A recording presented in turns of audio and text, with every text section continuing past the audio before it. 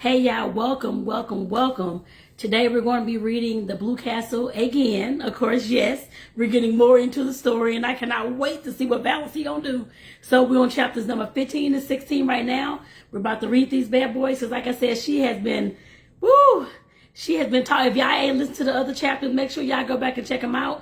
But 13 and 14, my goodness, she was throwing down, letting folks know that she ain't taking this stuff no more. Talking back to everybody, saying snippy things to everybody. I loved it, y'all. I hope y'all loved it as much as I did.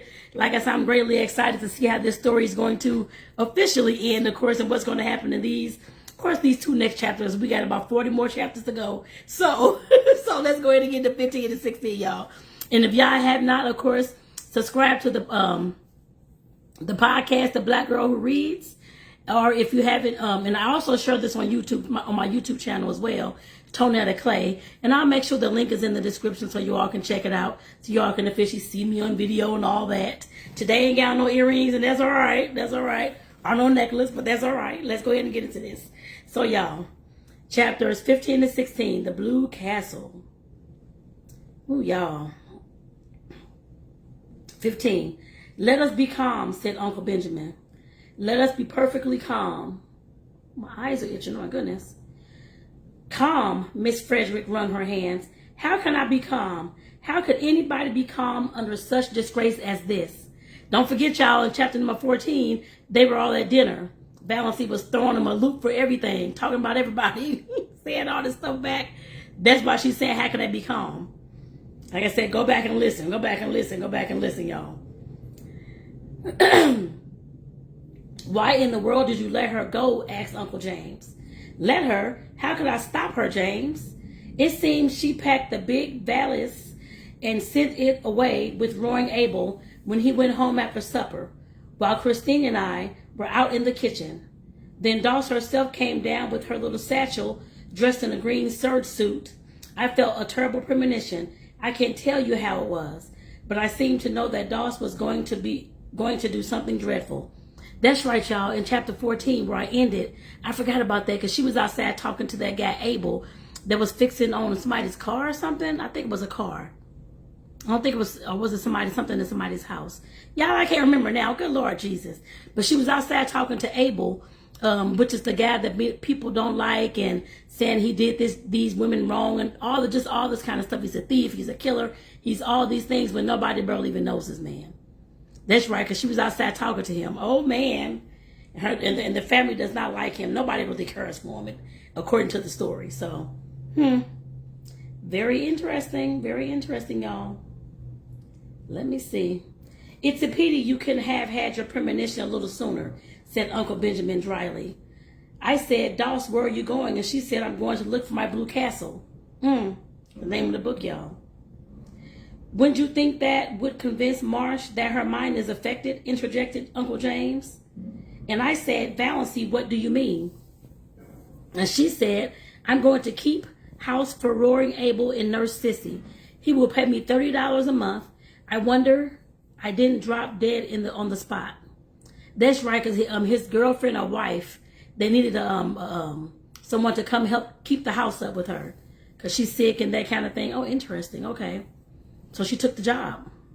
That's what she, I think, kind of ended on, saying that she knew somebody who can work from the last chapter number 14. So she was the one who it was. I kind of figured that. I wasn't sure. I kind of figured that. That's all right. Okay, let me finish reading. So I'm going to get off into a whole tangent. You shouldn't have let her go. You shouldn't have let her out of the house, said Uncle James. You should have locked the door, anything. She was between me and the front door. And you can't realize how determined she was. She was like a rock. That's the strangest thing of all about her. She used to be so good and obedient, and now she's neither to hold nor bind. But I said everything I could think of to bring her back to her senses. I asked her if she had no regard for her reputation. I said to her solemnly, Doss, when a woman's reputation is once smirched, nothing can ever make it spotless again. Your character will be gone forever if you go to that roaring Abel's to wait on a bad girl like Sis Gay. And she said, I don't believe Sissy was a bad girl, but I don't care if she was. Those were her very words. I don't care if she was. She has lost all sense of decency, exploded Uncle Benjamin. Sissy Gay is dying, she said. And it's a shame and disgrace that she is dying in a Christian community with no one to do anything for her. Whatever she's been or done, she's a human being. Very true. Very true. And that's going on right now in our world too. Well, you know, when it comes to that, I suppose she is, said Uncle James with the air of one making a splendid concession. I asked Doss if she had no regret for her appearances. She said, I've been keeping up all appearances all my life. Now I'm going in for realities. Appearances can go hang. Go hang. An outrageous thing, said Uncle Benjamin violently. An outrageous thing. He's mad, y'all. They all mad. Which relieved his feelings, but didn't help anyone else. Miss Frederick wept. Cousin Stickles took up the refrain between her moans of despair. Let me clear this, y'all. I got 1,000. Okay, there we go. Excuse me. I told her, we both told her, that Roaring Abel had certainly killed his wife in one of his drunken rages and would kill her. She laughed and said, I'm not afraid of Roaring Abel. He wouldn't kill me. And he's too old for me to be afraid of his gallantries. What does she mean? What are gallantries? Miss Frederick saw that she must stop crying if she wanted to regain control of the conversation. I said to her, Valancy, if you have no regard for your own reputation and your family's standing, have you none for my feelings? She said none. Just like that, none. Lord, y'all, she done went all the way. I love this because, like I said, a lot of us have been through things like this, being shut down, told what to do all of our lives. She almost 30 years old and never had a date, anything. Been told all her life what to do, how to sleep, what medicine to take, what church to go to, everything. Now she said to hell with that. I love this, y'all. Love it, love it, love it. Insane people never do have any regard for other people's feelings, said Uncle Benjamin. That's one of the symptoms. I broke into tears then, and she said, come now, Mother, be a good sport. I'm going to do an act of Christian charity, and as for the damage it will do to my reputation, why, you know I haven't had any matrimonial chances anyhow, so why does it matter? And with that, she turned and went out. Right. Why does it even matter? After they kept this girl in this house like a doggone dog all these years. Why does it even matter? And I got some water as usual. Get whatever y'all want to drink. And make sure y'all, let's get on back into the story.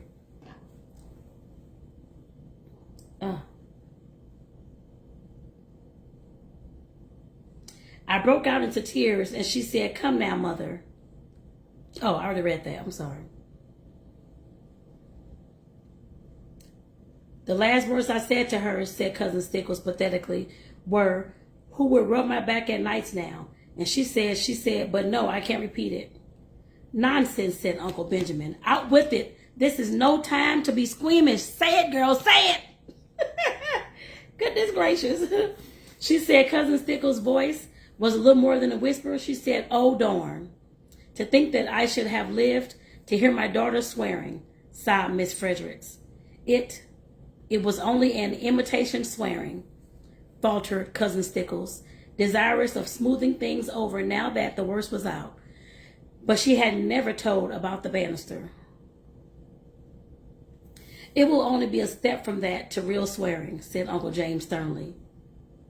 They need it. Don't y'all agree? Let me know in the comments, y'all. I'm like, they need this. Okay? Look how they have treated her. Like an old maid. Like, what's that, Cinderella? Like an old maid. Can't do nothing, can't go nowhere. Okay, now she's ready to go and breaking out of her shell. Now it's a problem. That always happens to all of us. Whenever I was a yes girl back in the day. When I started saying no, this was the exact thing. Oh, she acting funny. Oh, what's going on? Why she ain't doing this no more? Because I don't want to. Same thing Valancy said, because she don't want to. Now, and what? I'm getting mad at this, y'all. I'm like, Lord have mercy. Okay, let me go ahead and get back into this. The worst of this, Miss Frederick hunted for a dry spot on her handkerchief, is that everyone will know that she is deranged. We can't keep it a secret any longer. Oh, I can't bear it. You should have been stricter with her when she was young, said Uncle Benjamin. How strict you gonna be? She couldn't already do anything. That's not gonna work for nobody. Strictness always, at least in my eyes, it has always created problem kids. I heard run the streets, run them up because they had no chance to do it back when in their parents' house. I can't say it's all of them, but the ones I've seen, that's how all of them turned out. Craziness. They're stricter don't mean anything, to be honest. For me, like I said, that's just my opinion. Let me know in the comments. I'm sure y'all probably disagree, or some of y'all do, but let me know in the comments. I don't see how I could have been, said Miss Fredericks, truthfully enough. Right. The worst feature of the case is that the snake scoundrel is always hanging around Roaring Abel's, said Uncle James. I shall be thankful if nothing worse comes of this mad freak than a few weeks of Roaring Abel's. Sissy Gay can't live much longer. And she didn't even take her flannel petticoat, lamented Cousin Stickles. I'll see Ambrose Marsh again about this, said Uncle James, meaning Valancy, not the flannel petticoat. I'll see Lawyer Ferguson, said Uncle James. Meanwhile, added Uncle Benjamin, let us be calm. Y'all ain't gonna be calm with this girl for the drive. Y'all insane. That's what's about to happen. Y'all, that was the end of chapter number 15. Let's go ahead and get into 16, y'all, because I am excited about this. I've never read this story before. This is my first time, as y'all, many of y'all first time hearing this. I am excited about how this is gonna turn out, y'all. Because like I said, I know a lot of people, including myself, have had lives similar. And I can't say everything you can relate to, but some of this stuff I can relate to, being the yes girl. And saying no and everybody having an uproar about that. Now, some of y'all may have been in strict situations like this. Like I said, let me know y'all situations in the comments if you can agree with this. If you can relate to this, y'all, in some kind of way. Let me know in the comments, y'all. Let's go ahead and get into chapter number 16. Valancy had walked out to Roaring Abel's house on the Miss Stowis Road under a sky of purple and amber, with a queer exhilaration and expectancy in her heart. Back there behind her, her mother and Cousin Stickles were crying. Over themselves, not her. But here the wind was in her face, soft, dew-wet, cool, blowing along the grassy roads. Oh, she loved the wind. The robins were whistling sleepily in the firs along the way, and the moist air was fragrant with the tang of balsam. Big cars were purring past in the violet dust. The stream of summer tourists to Muskoka had already begun. But Valancy did not envy any of their occupants. Muskoka cottages might be charming, but beyond, in the sunset skies, among the spires of the firs, her blue castle towered. She brushed the old years and habits and inhibitions away from her like dead leaves. She would not be littered with them. Roaring Abel's rambling, tumbling down old house was situated about 3 miles from the village, on the very edge of Upback, as the sparsely settled, hilly, wooden country around Miss Stowis was called vernacularly. It did not, it must be confessed, look like a blue castle. It had once been a snug place enough in the days when Abel Gay had been young and prosperous, and the puny arch sign over the gate, A. Gay Carpenter, had been fine and freshly painted. Now it was faded, dreary old place with the leprous patched roof and shutters hanging askew. Abel never seemed to do any carpenter job about his own house.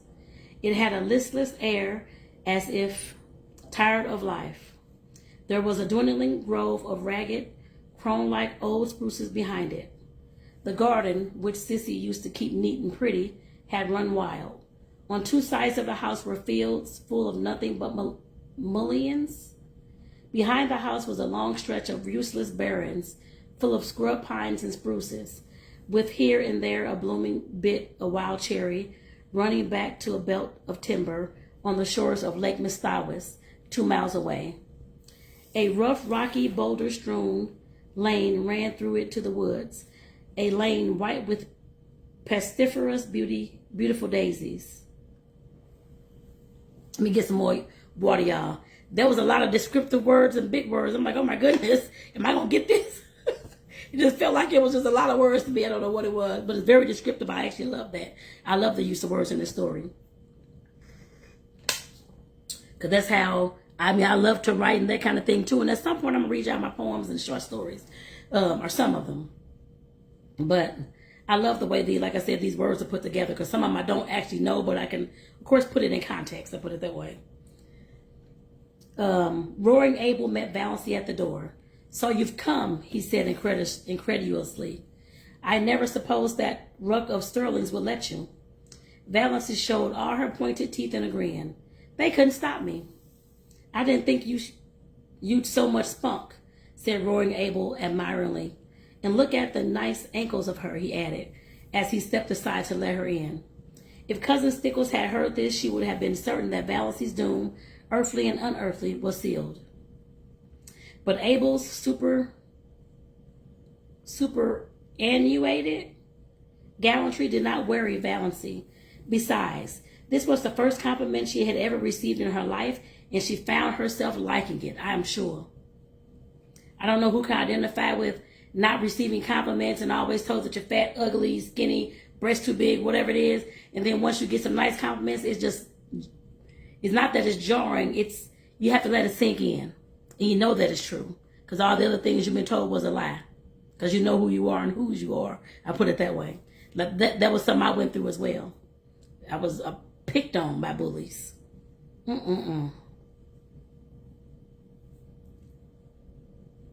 In the Sterling clan, ankles were among the unmentionables. Roaring Abel took her into the kitchen where Sissy Gay was lying on the sofa, breathing quickly, with little red scarlet spots on her hollow cheeks. Valancy had not seen Cecilia Gay for years. Then she had been such a pretty creature, a slight, blossom-like girl with soft golden hair, clear-cut, almost waxen features, and large, beautiful blue eyes. She was shocked at the change in her. Could this be sweet Sissy? This pitiful little thing that looked like a tired, broken flower? She had wept all the beauty out of her eyes. They looked too big, enormous in her wasted face.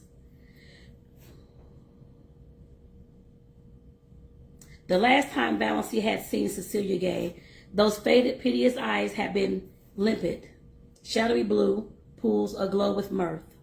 The contrast was so terrible that Valancy's own eyes filled with tears. She knelt down by Sissy and put her arms about her. "Sissy, dear, I've come to look after you. I'll stay with you till, as long as you want me to." "Oh," Sissy put her thin arms around Valancy's neck. "Oh, will you? It's been so lonely. I can't wait on myself, but it's been so lonely. It would just be like heaven to have someone here like you. You were always so sweet to me long ago." Valancy held Sissy close. That is so sweet. She was suddenly happy. Here was someone who needed her, someone she can help. She was no longer a superfluity. Old things had passed away. Everything had become anew. "Most things are predestined, but some are just darn sure luck," said Roaring Abel, complacently smoking his pipe in the corner. So y'all, that is chapter number 15 and 16. This is getting good, y'all. I'm so glad that Valancy got her little tail out that house.